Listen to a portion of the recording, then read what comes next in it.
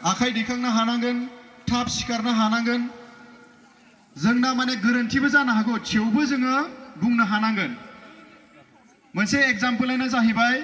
बै जे एसपीडीसी जानाय परीक्षा जायो इन्टारभिउ जायो यूपीएससी एपीएससी होननानै जों खोनायो बेयाव मा जायो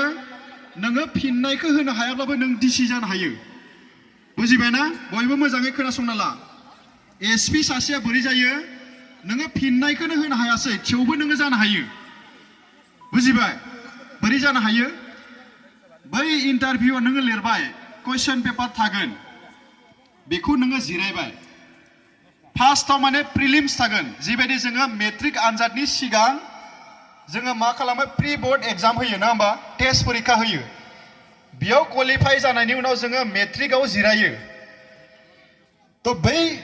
एसपीडीसी आनजाद जानाया मा यूपीएससी एपीएससी आव बै टेस्ट परीक्षा बायदि जोङो जिरायग्रोनांगोन बेयाव क्वालिफाइ जानायनि उनाव जोङो मेन एग्जाम बेयाव जिरायनांगोन बै मेन एग्जामनि उनाव जोङो आरोबाव मोनसे जिरायनांगोन बेनो जाहैबाय जों होखांबाय अलरेडि भाइभा होननानै बुङो बेखौ